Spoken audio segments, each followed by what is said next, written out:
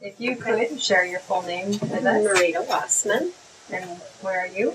I'm the program director at Right on St. Louis. Great. And your name? Tim Schurtleff, and I'm on the faculty at Washington University Program in Occupational Therapy at the medical school here. Well, the basics of using hippotherapy is for core strength.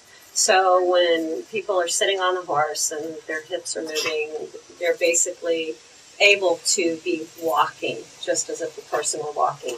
So that's going to affect the whole core of your being, And so stronger core, stronger neck muscles, obliques, abs will hopefully, and this was the big part of Dr. Tim's research, is if you have a stronger core, then you're going to be able to do things in life easier and better using your upper extremities, using your arms or even your legs than for walking.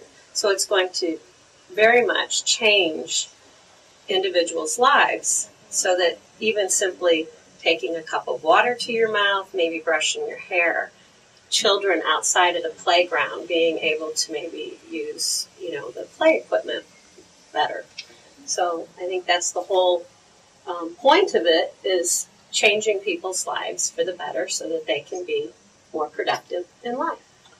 And I agree with everything Marita said, but I want to add some things to it, because one of the things that happens is a lot of times people describe this as a process of strengthening, which it is. I like to extend it further to say it's really a process of training the brain to use the muscles. Because kids with cerebral palsy, for example, they're born with damaged motor systems. And that's what cerebral palsy is all about. And so if we just strengthen them, they still wouldn't have the motor control. Mm. And so what happens is when we put a child on a horse, and the horse moves in 3 dimensions and challenges that child with every step, they have to learn how to respond to it. And the brain has to learn how to control those muscles that are also being strengthened. So I think of it as more training the brain. This software is motion analysis software. We have 8 cameras out in the lab. And what it does is the 8 cameras can see little reflective markers that we put on the body and on the anatomical landmarks of the body. And anytime any 2 cameras can see those markers, we can fix their position in 3-dimensional space to about 0.5 millimeter precision. Wow. So what that does is create this, what we have started to call a tinker toy image in the computer. And we can put it into motion. And so our testing barrel out there is the 4 dots here in the bottom.